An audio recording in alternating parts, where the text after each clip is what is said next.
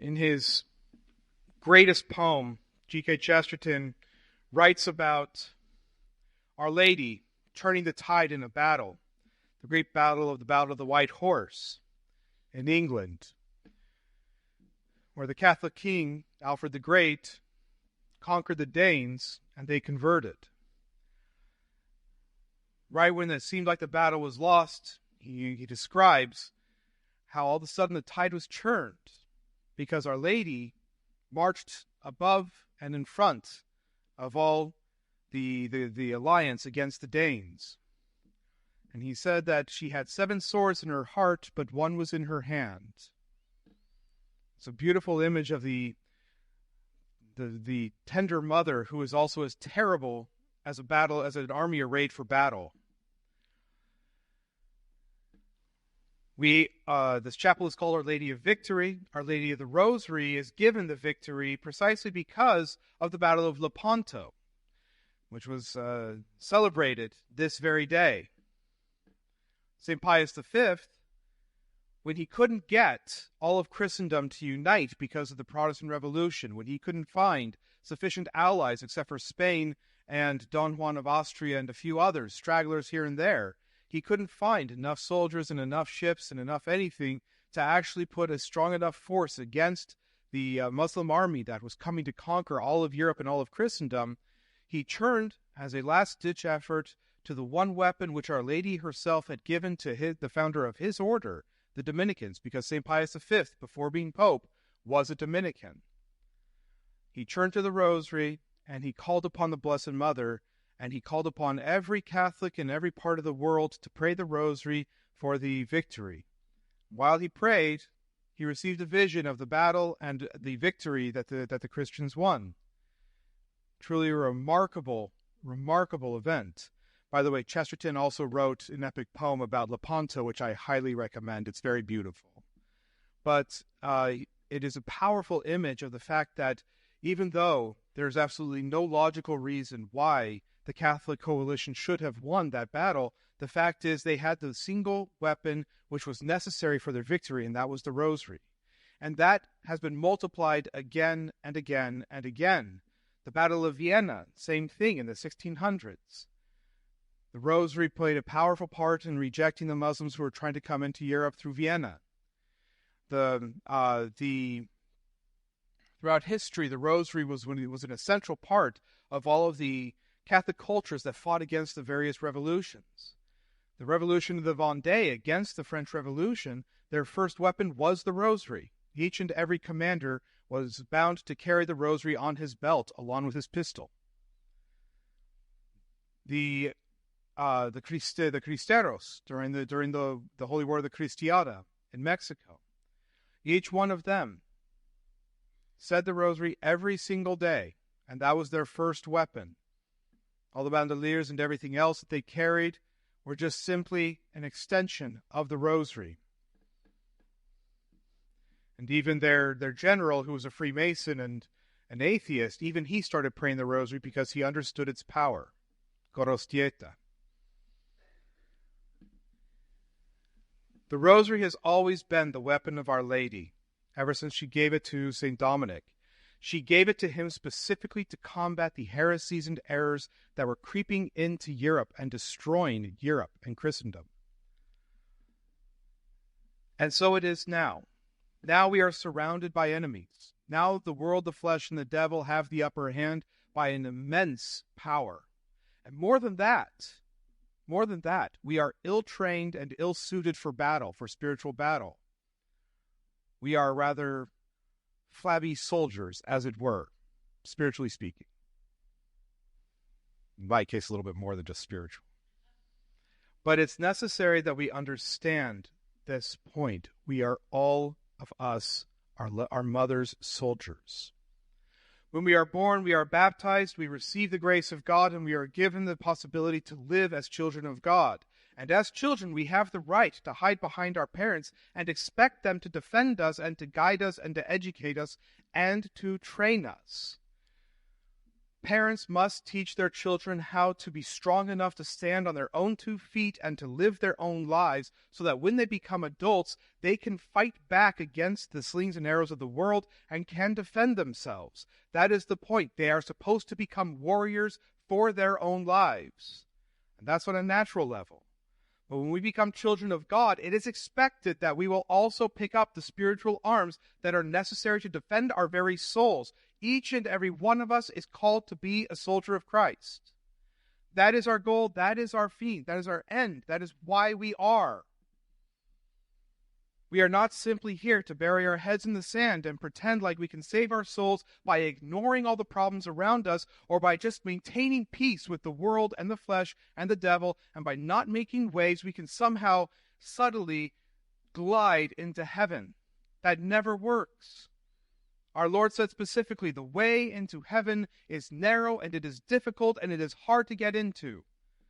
The way to hell, however, is broad. It is easy to fall into. And more than that, it's a slippery slide.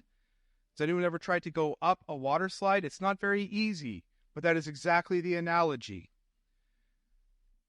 The power of hell is slick with the grease of laziness. It's easy for us to just glide into hell. And it's very hard for us to fight against that slick substance that is in our souls and in the laziness and comfort of the modern world. To force ourselves into battle, despite the fact that we're ill-prepared, despite the fact that we're already overwhelmed and surrounded, despite the fact that we're not getting the kind of reinforcements we should from up above. I don't mean God. He will always give us what we need. But we should be able to count on the church and the superiors and everything else for the support we need. We're not going to get it. Not right now. We'll get enough. But we're going to have to fight and fight and fight. That is the goal that we must have. Our Lady comes through in the most amazing ways at the most unexpected times. So much more glorious will be her victory because her Immaculate Heart will be victorious. She has promised it, and so it shall be. She will conquer. And her victory will be all the more glorious and all the more splendid by using flabby tools, ill-equipped, unsupported, surrounded, and outnumbered. The victory at Vienna, the victory at Lepanto are so miraculous and so incredible, specifically because there should not have been a reason why that happened. There is no human reason how we won those battles, but the fact of the matter is, we have one specific reason, and that is the power of the Blessed Virgin Mary with her Rosary. And so for us, as we are in this battle, for our very souls and for for the salvation of souls around us, the weapon we must choose and utilize is going to be the Rosary. If only we had the ability every day to go to Mass and to receive the sacraments, if only we had that. Unfortunately, we don't. I wish I could offer 5 Masses a day and all of you could attend every Mass. That is not in the cards. It cannot be. If you can only attend on Sundays, that's great. But God, in His mercy, has given us another weapon, not as great and not as glorious as His own weapons in the Mass and in the sacraments. But He has given us a direct weapon that is given to us by our Blessed Mother herself, by our dear General.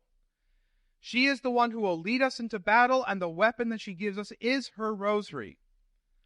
And it makes up for all of our defects. We're not good soldiers. We're not trained for this kind of a fight, and we are overwhelmed, and we're very weak. But the Rosary covers up all of those defects.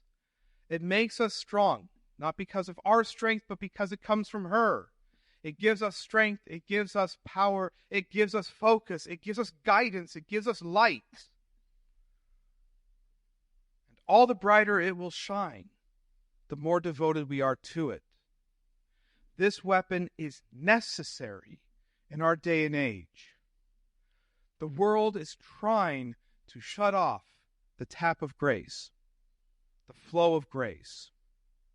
And our Blessed Mother's one weapon is more powerful than all of their subterfuges, all of their efforts, and everything. The problem is that weapon is not utilized well, because our faith is too weak. Our prayers are too dissipated. When we pray the Rosary, it's usually a very comfortable affair. Lying down in bed, driving, sitting on a couch, something like that. But this prayer must be joined with penance. We must join the prayer of the Rosary with some minor discomfort. Those of you who can kneel down for the Rosary, kneel down for the Rosary. 20 minutes is not too much time on your knees, unless you have very bad knees, in which case find a different position, but don't make yourself too comfortable. St. Teresa of Avila explained that when you are meditating, you should be comfortable so you're not distracted. But when you are saying the Rosary or another vocal prayer, you should not be comfortable so you don't fall into just simply reciting the prayer, but are forcing yourself to stay attentive to what you are doing, to whom you are talking, and what you are saying. The Holy Rosary is the most perfect example of this. It is a mantra. It is 10 Hail Marys. We know the prayers. We recite them from memory. And it's easy for us to kind of lose ourselves in the lullaby that they create. But that is for a reason. That is to free our mind. But the penance that we must do, the little slight discomfort that we must perform while we are saying the Rosary, will keep us focused where our minds need to be. It's easy for us to be distracted. The weapon of the Rosary is also one of the most universal prayers that we can possibly say. We can chop it up into 3 chunks, the 5 mysteries. We can chop it up into the 5 mysteries that we have for each Rosary. We can divide it. We can start it and stop it at will. We can pray it while we're driving, where we only have to engage half of our attention onto it. We can recite it with others, or we can recite it alone. We can just have the Rosary in our pocket and just say the Rosary at some minor interval during the day. We have a 5-minute break while we're going to the water cooler at the office. Great. 1 decade of the Rosary as we're going there, taking our water and going back. The Rosary is a multifaceted tool that is unbelievably powerful. But our faith in it must be so strong. This is her gift to us. This is her blessing in our time of need. This is her weapon for our war. We are at war, and each and every one of us are the soldiers in that war. And it is easy for us, because of comfort or fear or anything else, to duck our head and avoid the fight. But there is no avoiding the fight. If we do that, we're on the slippery slope down to the city of man. St. Ignatius points out in his Ignatian exercises, in his retreat, that there are 2 cities. He's quoting St. Augustine from the city of God. There is the city of God, by which men can possess only by serving God. And there is the city of man, which we can serve, by which we serve man by rejecting God. That's it. Those are our 2 options. There is no tertium datur. There is no third path. There is no other possibility. Either we serve God, which means we fight for God, or we serve ourselves and we lose our souls. Those are our choices. And that is it. The Rosary is our tool and our weapon to fight for the rights of Christ the King here on earth, within our own souls, within our families, and within society, and even, yes, unfortunately, within the Church, to beat back the hold that the world, the flesh, and the devil have upon all of these institutions and upon our own selves, and to fight back against the darkness so that it never encompasses us, so that it never defeats us, but our Blessed Mother will reign, because she has promised victory and her weapon is all powerful. And by doing so, by following her, we can fight this good fight, as exhausting and difficult as it may be, and we can have the general that we need to lead us to the ultimate victory.